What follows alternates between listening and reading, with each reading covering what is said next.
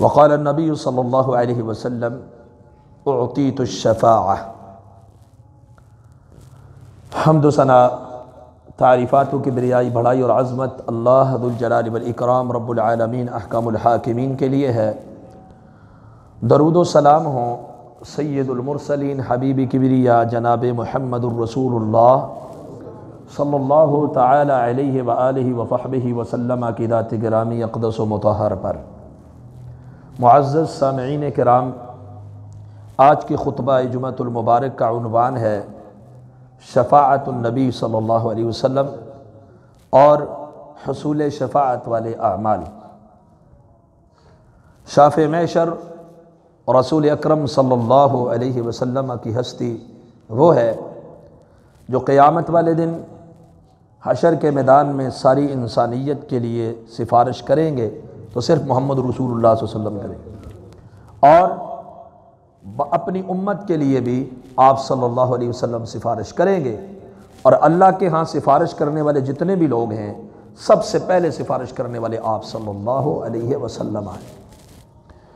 شفاعت کے متعلق ضروری چند باتیں سماعت فرما لیں، اس کے بعد ہم اپنی بات کو آگے بڑھائیں گے۔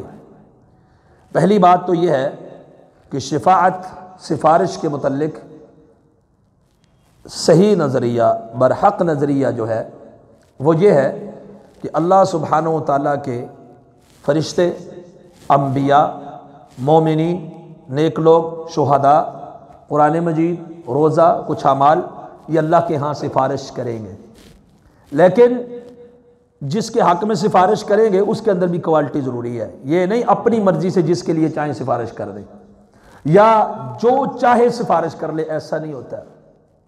جس کو اللہ کی طرف سے اجازت ہوگی وہی سفارش کرے گا، اور جس کو اجازت ہوگی سفارش کی، اسے جس کے حق میں سفارش کی اجازت ہوگی صرف اسی کی کرے گا، اس کے علاوہ اپنی مرضی سے کسی کے لیے سفارش نہیں کر سکتا۔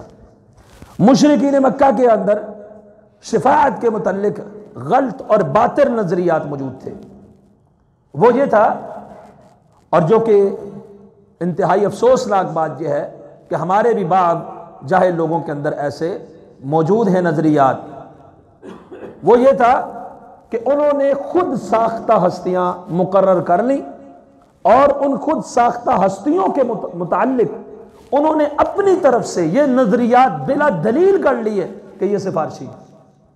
اب کسی کے حق میں یہ کہنا کہ یہ اللہ کے ہاں سفارش کرے گا یا نہیں کرے گا، بلا دلیل کہی جا سکتی ہے یہ بات؟ محمد صلی اللہ علیہ وسلم سفارش کریں گے، یہ تو حدیث کے اندر موجود ہے۔ مومنین کریں گے، یہ بھی حدیث کے اندر موجود ہے، لیکن فلاں مومن کرے گا، اس کی دلیل؟ اس کی تو کوئی دلیل نہیں۔ اپنی طرف سے انہوں نے چند مورتیاں بنا لی سابقہ لوگوں کی، اور نظریہ یہ گڑھ لیا کہ یہ لوگ ہماری سفارش کریں گے، اور جب یہ باطل نظریہ گڑھ لیا ہمارے لوگوں نے بھی اور جاہلیت کے زمانے میں بھی، پھر اس کے اندر مزید خرابیاں بتدریج پیدا ہونا شروع ہو گئی۔ سب سے پہلی خرابی یہ آئی، پھر اللہ کے لیے مثالیں دی جانے لگیں، حالانکہ فلا تضربوا للہ الامثال، اللہ کے لیے مثالیں نہ بیان کرو۔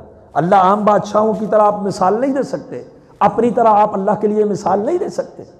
وَلِلَّهِ الْمَثَلُ الْأَعْلَى فَلَا تَضْرِبُوا لِلَّهِ الْأَمْثَالَ لَيْسَ كَمِثْلِهِ شَيْءٌ، اللہ کے لیے مثال نہیں ہے۔ تو ہمارے لوگوں نے کیا کہنا شروع کر دیا؟ جیسے چھت پہ چڑھنے کے لیے سیڑھی کی ضرورت پڑتی ہے، ایسے ایک سفارشی ڈھونڈنا پڑتا ہے اللہ تک پہنچنے کے لیے۔ تو اللہ کے لیے پھر بادشاہوں کی مثالیں دینے شروع کر دی۔ بادشاہوں کے دروازے پہ جاؤ تو دربانس کو خوش کرنا پڑتا ہے، تو پہلے سفارش جو کرے گا اس کو خوش کرو، اور پھر اس کو خوش کرتے کرتے رب کو تو بھول ہی گئے۔ تو یہ مثالیں اللہ کے لیے دی جا سکتی؟ یہ عقیدے اور نظریے کے مسئلے پر کتاب و سنت کی دلیل چاہیے ہوتی ہے، نہ کہ مثالوں سے عقائد حل ہوتے ہیں۔ حالانکہ مثالیں بھی اگر دوسرے زاویے سے سمجھے تو اس کا الٹ ہو جاتی ہے۔ اور پھر اپنی طرف سے خود ساختہ طور پر کسی کو شفاعت کے منصب پر فائز کر دینا، حالانکہ یہ بہت بڑی جرت ہے کہ ہم اپنی طرف سے کسی شخصیت کے بارے میں یہ نظریہ رکھ رہے ہیں کہ فلاں اللہ کے ہاں سفارش کرے گا. آپ کو کیا معلوم یہ سفارش کرے گا؟ اس کی سفارش کی دلیل کیا ہے؟ یہ تو اللہ رب العالمین جانتے ہیں کہ کون سفارش کرے گا، کس کو اللہ اجازت دیں گے. جسے اللہ اجازت دیں گے، من ذا الذی، آپ آیت الکرسی پڑھتے ہیں، ہر نماز کے بعد پڑھتے ہیں، من ذا الذی یشفع عندہ الا باذنہ. اللہ پوچھ رہے بتاؤ کون ہے جو اللہ کی اجازت کے بغیر اس کے سامنے سفارش کر سکے؟ کوئی سفارش کر سکتا ہے اللہ کی اجازت کے بغیر؟ تو اب یہ اللہ کے اوپر ایک بہت بڑا بہتان باندھا جا رہا ہے جب کسی کو از خود شفاعت کے منصب پہ ہم فائز کر دیتے ہیں، فلاں حضرت صاحب سفارش کریں گے ہماری، ساڈی اینا اگے تے اینا دی رب دے اگے، یہ ہماری سفارشی، چاہے وہ کوئی بھی ہوں، اللہ کے ولی ہوں، نیک ہوں. ہم نے تو ظاہر کو دیکھا اور ہم نے کہا یہ نیک ہیں، ہم نے تو ان کو ظاہر پہ حکم لگایا، انہوں نے کلمہ پڑھا ہے، مسلمان ہے، یہ نیک ہے. ان کے دل کی کیفیت اللہ کے علاوہ کوئی نہیں جانتا. نامینیٹ کر کے، معین کر کے تو آپ کسی کو نہیں کہہ سکتے کہ یہ بندہ اس کا خاتمہ بالایمان ہوا ہے، اور اگر خاتمہ بالایمان ہوا بھی ہے تو یہ اللہ اس کو اس سفارش کی اجازت دیں گے یا نہیں دیں گے، سفارشی بنے گا یا نہیں بنے گا، چاہے اسے خود سفارش کی ضرورت پڑے گی یا نہیں پڑے گی، یہ ہم نے اپنی طرف سے اس کو سفارشی بنا دیا، اور یہ سفارش کا غلط نظریہ. پھر اعمال صالحہ کو چھوڑ کر، حالانکہ ہمیں وہ اعمال کرنے چاہیے جن کی بنیاد پر اللہ ہماری رسول اللہ صلی اللہ علیہ وسلم کو اجازت دے سفارش کی، دیگر مومنین کو اللہ اجازت دے کہ ان کی سفارش کر لو، ایسی کوالٹی اپنے اندر پیدا کرنی چاہیے. بجائے اس کے اعمال صالحہ کو چھوڑ دیا، نماز نہیں، تہجد نہیں، روزہ نہیں، تلاوت نہیں، صدقات نہیں، خیرات نہیں. اس کے بدلے میں کیا گیا؟ بدعات، خرافات، عرس، میلہ، ٹھیلے، نذرانے، فلاں فلاں فلاں، پھول کی چادریں چڑھا دی، پھول کی پتیاں بچھا دی، سجدے قبروں کو شروع کر دیے، نمک رکھ کے چاٹنے شروع کر دیے، مٹی اپنے جسموں سے ملنی شروع کر دی، قبروں پہ جا کے حاجات جو ہیں وہ اپنی پیش کرنے شروع کر دی. کرتے کرتے کرتے یہ سلسلہ وہاں تک پہنچ گیا، مصیبت آئی تو قبر والے سے کہا امداد کرو میری، مجھے مشکل سے نکال دو، امداد کن در دین دنیا شاد کن. یا عبد القادر جیلانی، کبھی جیلانی صاحب کو پکار رہے ہیں، کبھی جناب علی حجویری صاحب کو پکار رہے ہیں، کبھی کسی اور ہستی کو، کبھی کسی اور بزرگ کو ہم اپنے مسائل کے حل کے لیے پکار رہے ہیں. ابتدا کہاں سے ہوئی کہ یہ صرف سفارش کرے گا، لیکن انتہا کہاں ہو گئی کہ یہ مشکل کشا ہے، یہ حاجت روا ہے، یہ داتا ہے، یہ گنج بخش ہے، یہ فیض عالم ہے، اس کے اختیار میں سب کچھ ہے، یہ غیب جانتا ہے، یہ فلاں کر دیتا ہے، یہ فلاں کر دیتا ہے، یہ ڈوبے بیڑے اتار دیتا ہے. اور پھر اس کے لیے، اس کو راضی کرنے کے لیے اپنی طرف سے اس کی عبادات، اس کے لیے مناجات، اس کو دعا و پکار، اور پھر کرتے کرتے ہم شرک اکبر تک پہنچ جاتے ہیں. پیچھے نظریہ کہاں سے شروع ہوا تھا؟ شفاعت. سورہ یونس سورہ نمبر 10 آیت نمبر 18 میں اللہ سبحانہ وتعالی نے یہ نظریہ مشرکین کا بیان کیا. وَيَعْبُدُونَ مِن دُونِ اللَّهِ، اللہ کے علاوہ وہ عبادت کرتے ہیں. کن کی؟ لا يضرهم ولا ينفعهم، ان کو نفع بھی نہیں پہنچا سکتے، ان کو نقصان بھی نہیں پہنچا سکتے. چاہے کوئی کتنا بڑا اللہ کا ولی، نیک اور صالح اور متقی اور مقام اور مرتبے والا کیوں نہ ہو، کوئی بھی نفع اور نقصان کا مالک نہیں ہے. نفع نقصان کا مالک کون ہے؟ پھر دعا کرنا کیا ہے؟ عبادت. سجدہ کرنا کیا ہے؟ کسی کے نام کی نظر نیاز دینا کیا ہے؟ یہی باتیں ہم اللہ کے علاوہ کس کی کر رہے ہیں؟ لا يضرهم، وہ ان کو نفع نہیں، نقصان نہیں پہنچا سکتے. ولا ينفعهم، کوئی اولاد نہیں دے سکتا، کوئی شفا نہیں دے سکتا، کوئی مال دولت میں اضافہ نہیں کر سکتا، کوئی رزق کی تنگی کو دور نہیں کر سکتا. یہ سارے اختیار اللہ ذو الجلال والاکرام کے پاس ہیں. تو فرمایا لا يضرهم ولا ينفعهم، نہ نفع کے مالک ہیں نہ نقصان کے مالک ہیں. یہ مشرکین اللہ کے علاوہ جن ہستیوں کی عبادت کر رہے ہیں، ان کا مائنڈ، ان کا نظریہ، ان کا عقیدہ، ان کی عقیدت کیا ہے؟ ہؤلاء شفعاؤنا عند اللہ، یہ ہمارے اللہ کے ہاں سفارشی ہیں. وہی نظریہ مسلمانوں میں منتقل ہے. ساڈی اینا اگے اینا دی رب اگے، ساڈی سندا نہیں اینا دی موڑدا نہیں. حالانکہ آپ کو کس نے کہا کہ آپ کی اللہ نہیں سنے گا یا ان کی نہیں موڑے گا؟ رب موڑنے پہ آئے، سیدنا نوح کی موڑ دے، رب قبول کرنے پہ آئے تو کسی سب سے حقیر بندے کی قبول کر لیں، تو رب کا اختیار، یہ تو رب کی مرضی۔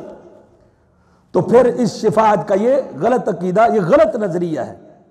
اللہ سبحانہ وتعالی سورہ سبا سورہ نمبر 34 آیت نمبر 23 میں فرماتے ہیں، ولا، جو آیت میں نے شروع میں پڑھی، ولا تنفع الشفاعہ، سفارش نفع نہیں دے گے، الا من اذن له الرحمن، مگر جس کے لیے رحمان اجازت دے، ورضی له قولا، اور جس کی بات سے اللہ راضی ہو۔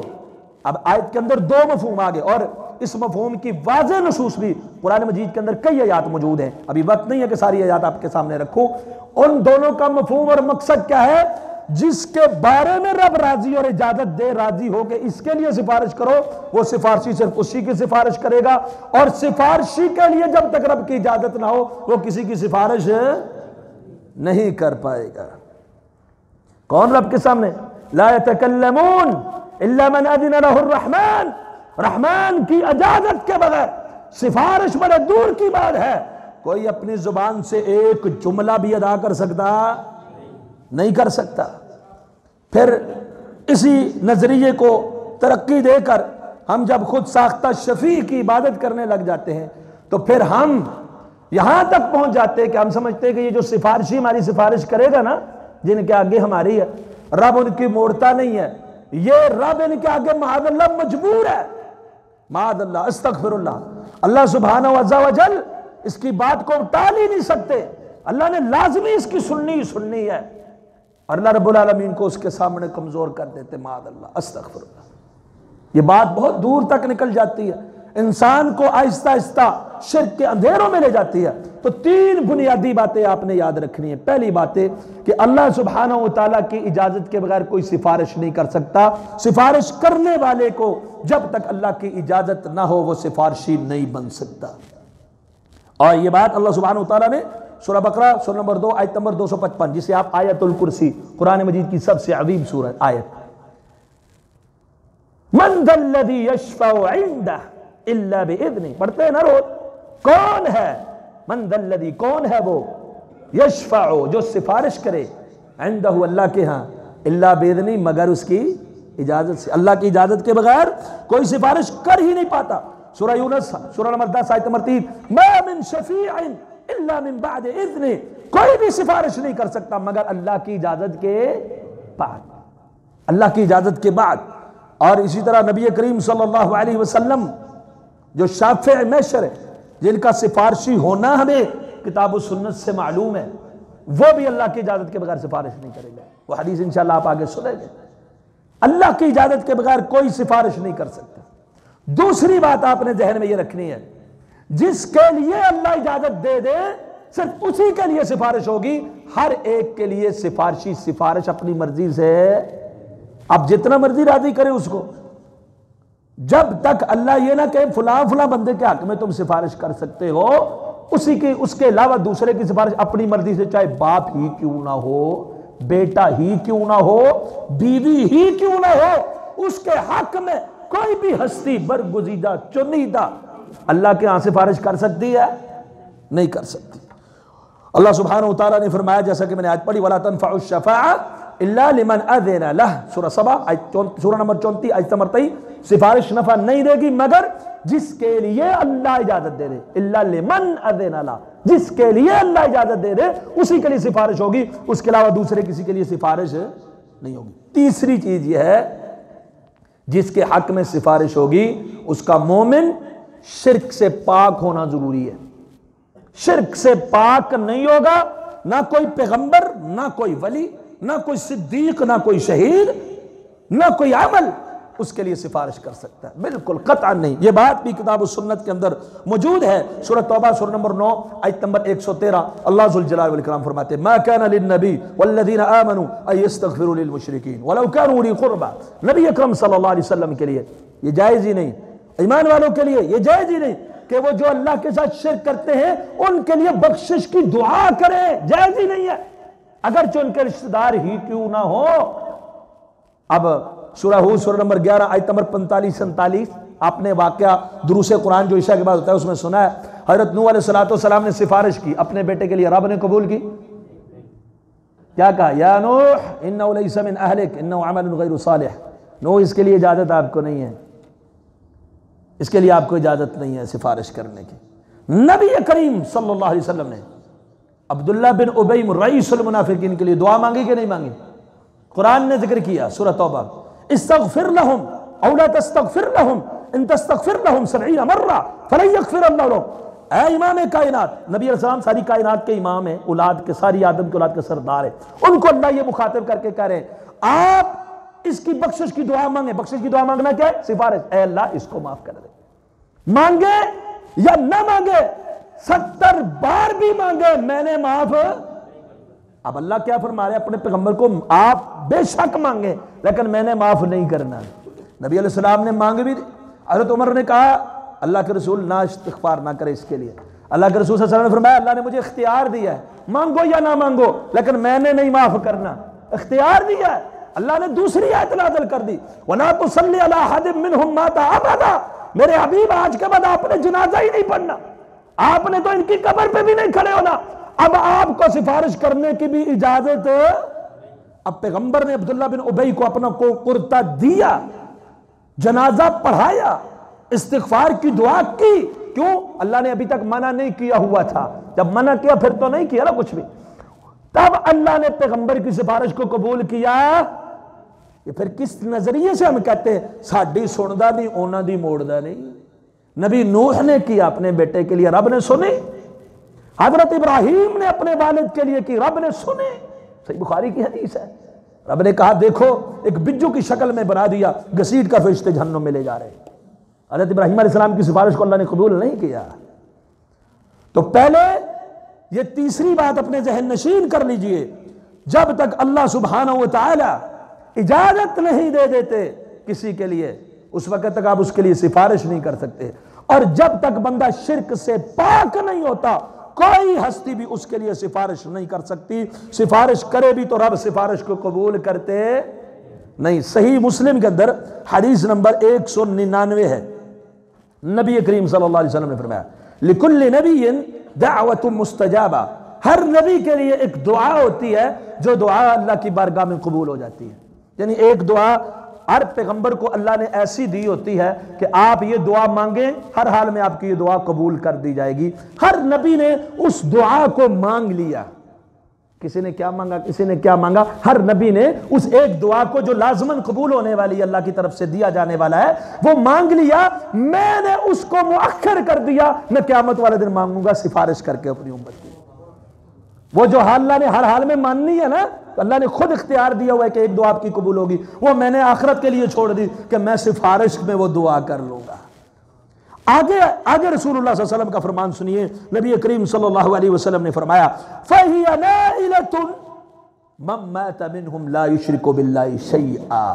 یہ پیغمبر کی سفارش ہے، باقی لوگوں کی سفارش کیا ہوگی؟ فرمایا یہ سفارش انہی خوش نصیب لوگوں تک پہنچنے والی ہے، یہ سفارش میں انہی کے حق میں کروں گا، نائلۃ، یہ ان کو پہنچنے والی ہے، من مات منہم، جو ان میں سے فوت ہو جائے لیکن کیفیت حالت کیا ہو، لا یشرک باللہ شیئا، اللہ کے ساتھ ذرہ بھی شرک سے پاک جس کی موت ہوگی نا، جس نے اللہ کے ساتھ شرک نہیں کیا، ذرہ برابر بھی شرک نہیں کیا، کلمہ پڑھ کے یا کلمہ گو ہو کے یا کلمے بغیر کسی بھی طرح اللہ کی ذات گرامی کے ساتھ، اللہ کی عبادت میں، اللہ کے اسماء و صفات میں جس نے ذرہ برابر بھی شرک نہیں کیا، امام کائنات جناب محمد رسول اللہ صلی اللہ علیہ وسلم کی سفارش کا مستحق وہ ہے۔ جو شرک کرتا ہے اس حدیث سے مستفاد کیا ہوتا ہے، وہ اللہ کے رسول کی سفارش کا مستحق بن سکتا۔ تیسری بات آپ کو دلائل کے ساتھ سمجھ آ گئی؟ پہلی بات، جس کے لیے اللہ سفارش کا ہو اجازت دے گے صرف وہی سفارش کر پائے گا، دلائل آپ نے سن لیے، حالانکہ مزید قرآن مجید کے اندر کئی دلائل ہیں۔ دوسری بات آپ نے یہ ذہن نشین کر لی کہ جس کے لیے اللہ اجازت دیں کہ فلاں فلاں کی سفارش کرو، صرف اسی کی سفارش کی جائے گی، کسی اور کی نہیں۔ اور تیسری بات یہ، جو مومن جو مسلمان اللہ کے ساتھ ذرہ برابر بھی شرک نہیں کرتا، سفارش صرف اسی کے حق میں کی جائے گی، باقیوں کے لیے سفارش نہیں کی جائے گی۔ اب یہ سفارش کرے گا کون؟ سب سے پہلے سفارشی کون ہے؟ سب سے پہلے اللہ کے ہاں، اللہ کے دربار میں مختلف قسم کے لوگ سفارش کریں۔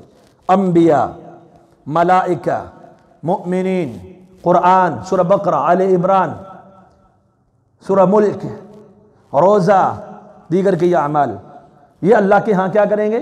سفارش کریں گے۔ لیکن جو سب سے پہلے سفارش کرے گا وہ کون ہے؟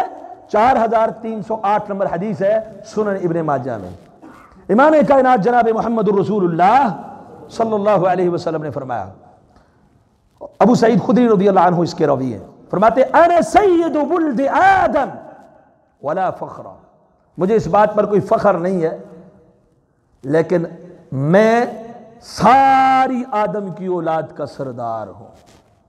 اس میں انبیاء بھی شامل ہے نا، اس میں انبیاء بھی شامل ہے، کہ جتنی بھی آدم علیہ السلام کی اولاد ہے، انا سید ولد آدم، میں ساری آدم کی اولاد کا سردار ہوں۔ اور یہ بہت فخریہ نہیں کہتا، اللہ نے ایک حقیقت بتلائی ہے وہ بیان کر رہے ہیں۔ پھر فرمایا وَأَوَّلُ مَن تَنشَقُّ الْأَرْضُ عَنْهُ يَوْمَ الْقِيَامَةِ، قیامت والے دن جو قبریں شاقوں ہوں گی نا، سب سے پہلے میں ہی ہوں جس کی قبر کو پھاڑا جائے گا، جس کی قبر کو کھولا جائے گا۔ وہ سب سے پہلے کون ہے؟ محمد رسول اللہ صلی اللہ علیہ وسلم۔ پھر فرمایا وَأَوَّلُ شَافِعٍ، سب سے پہلے رب کے سامنے سفارش کون کرے گا؟ میں کروں گا، محمد صلی اللہ علیہ وسلم۔ وَأَوَّلُ مُشَفَّعٍ، اللہ کے دربار میں جتنے بھی سفارشی سفارش کریں گے، سب سے پہلے سفارشی محمد الرسول اللہ صلی اللہ علیہ وسلم۔ اللہ کے دربار میں جتنے بھی سفارشی سفارش کریں گے، سب سے پہلے جن کی سفارش قبول کی جائے گی وہ کون ہے؟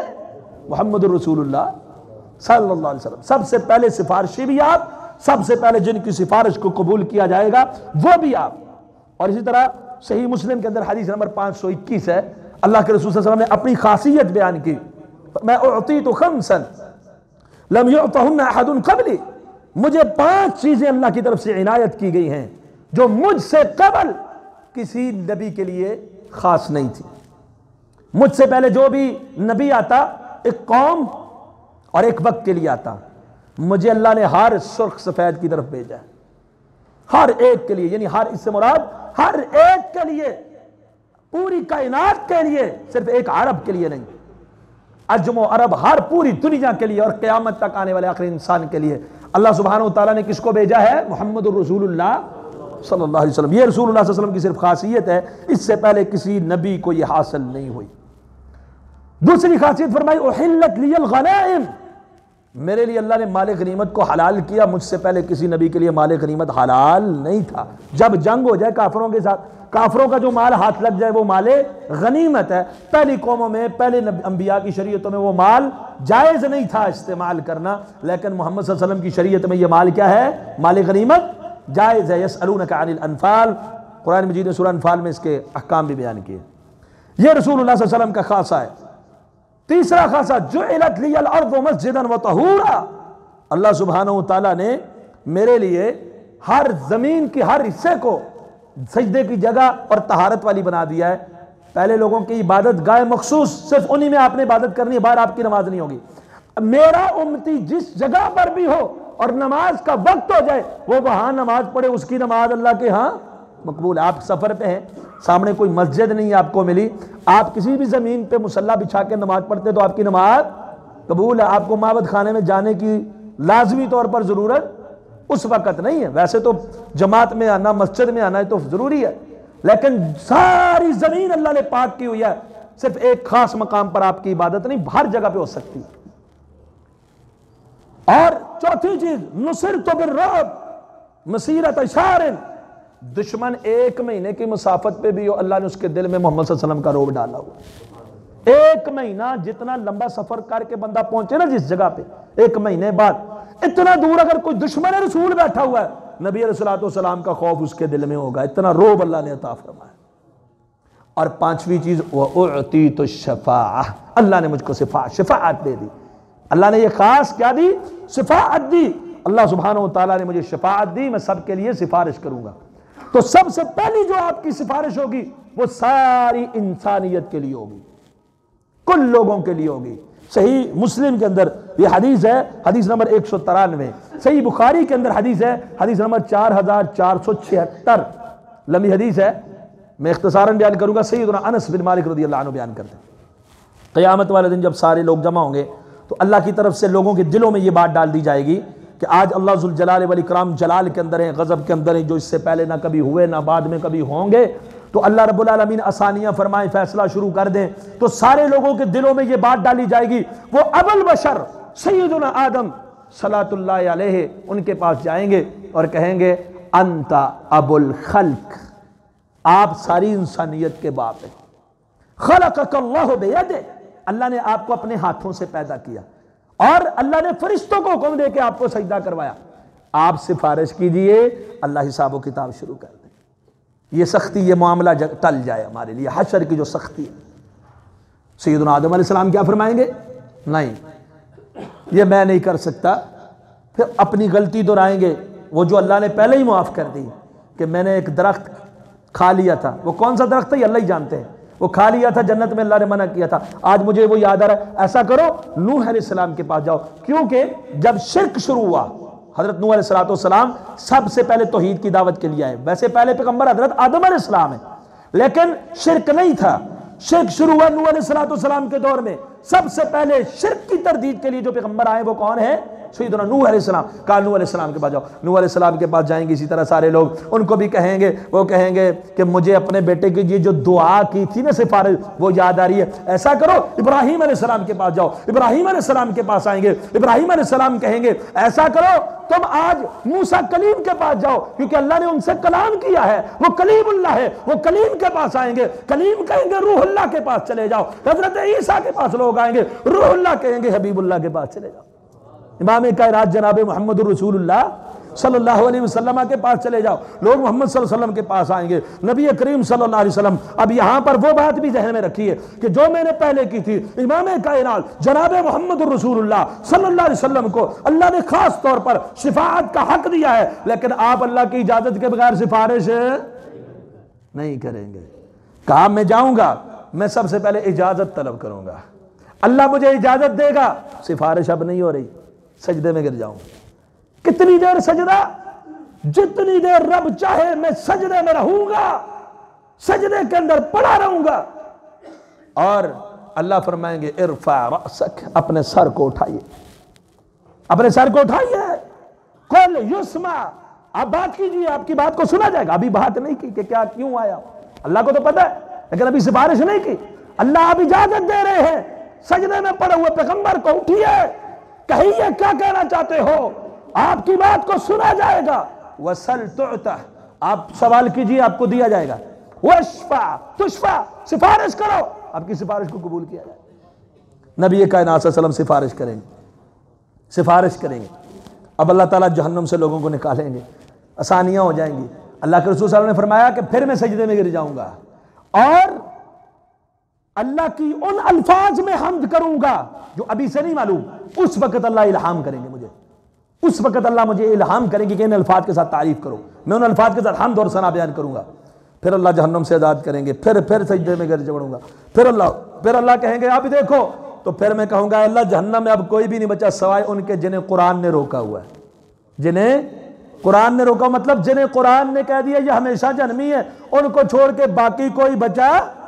تو آپ کی سفارش سب سے پہلے ان کے لیے ہوگی کہ میدان محشر میں سارے لوگوں کے لیے حساب کتاب شروع ہو. پھر آپ نے امت کے لیے ہوگی بلا حساب و کتاب جنت میں جانے والوں کے لیے. پھر آپ کی امت کے وہ لوگ جو میزان تلنے کے بعد نیکیاں بھاری جنت میں جائیں گے. پھر وہ لوگ نیکیاں کم گناہ باری ہیں اور جہنم واجب ہو چکی ہے، جہنم میں جا کر گناہوں کی سزا بھگت کر پھر جنت کے اندر جائیں گے.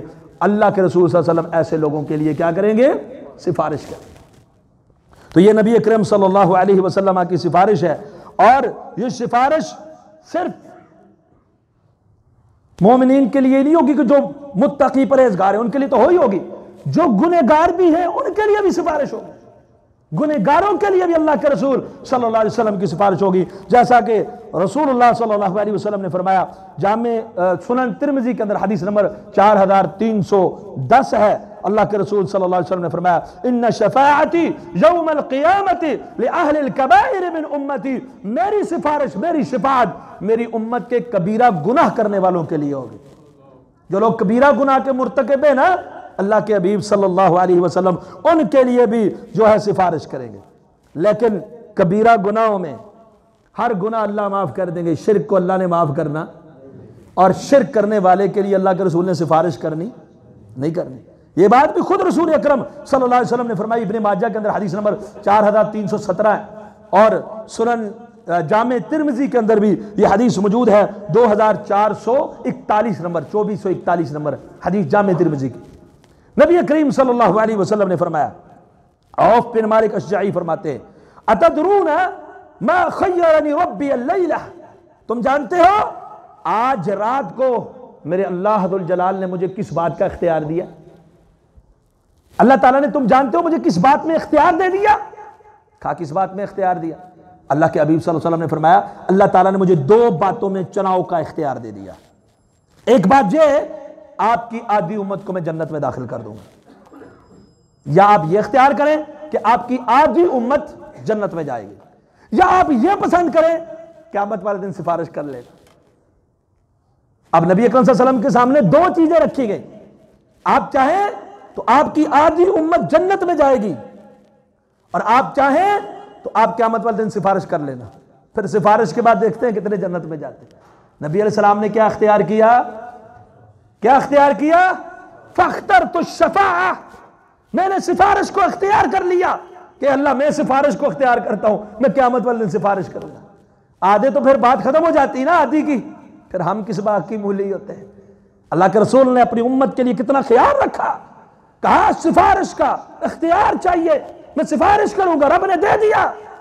آگے اللہ کے رسول صلی اللہ علیہ وسلم کے الفاظ آپ نے غور سے سننے، وہی 2441 جامع ترمذی اٹھائیں، اپنی آنکھوں سے پڑھیں، وہی من مات، یہ اس کو ہوگی جو اس حالت میں فوت ہوا، لا یشرک باللہ شیئا، جس نے اللہ کے ساتھ ذرہ بھی شرک، چھوڑ دیجئے غیر اللہ سے مانگنا، چھوڑ دیجئے پتھروں شجروں حجروں کے سامنے سجدہ ریز ہونا، چھوڑ دیجئے داغوں کو نفع نقصان کے مالک سمجھنا، چھوڑ دیجئے ان منکوں کو۔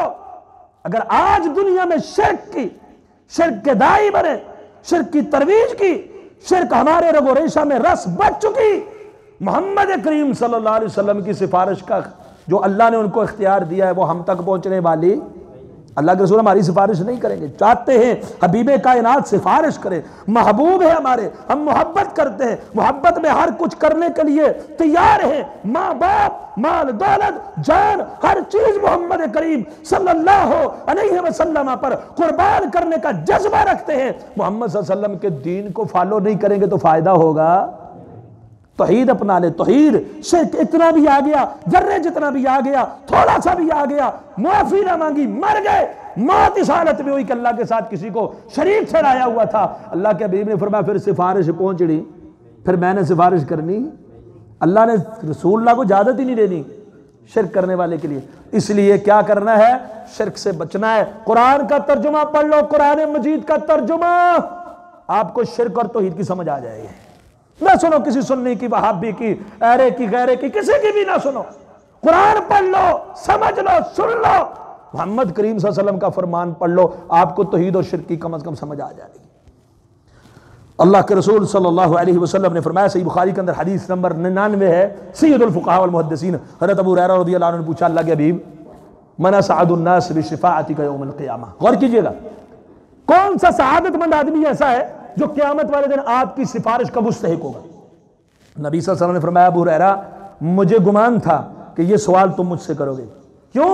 تیری حدیث کے اوپر جو حرص ہے اس بنیاد پر کہ یہ سوال تم ہی کرو گے۔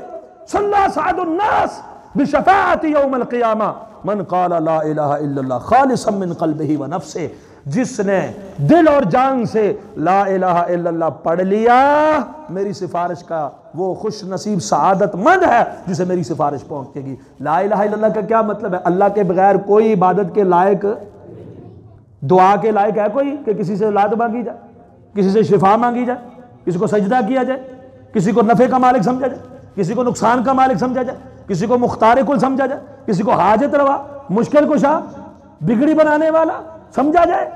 یہ توحید نہ، لا الہ کوئی عبادت کے لائق نہیں، دل و جان سے پڑھا، مانا سمجھا، عمل کیا، تسلیم کیا، یہ وہ بندہ ہے امام کائنات شافع محشر صلی اللہ علیہ وسلم کی سفارش کا مستحق ہو جائے گا۔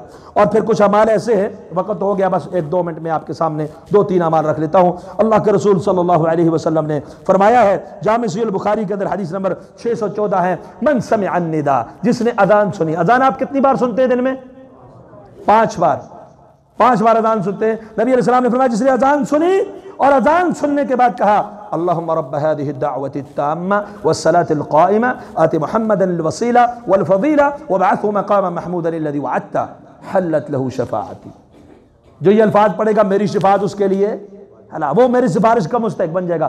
اب ذرا اپنے دل پہ ہاتھ رکھ کے بتائیں، دن میں 5 مرتبہ ہم یہ کلمات دہراتے ہیں، اگر میں ہاتھ اٹھواؤں تو مجھے نہیں امید کہ آدھے لوگ ہاتھ اٹھا لیں گے۔ کتنا سا عمل ہے، سفارش مل رہی ہے رسول اللہ صلی اللہ علیہ وسلم کی، لیکن ہم کرنے کے لیے تیار۔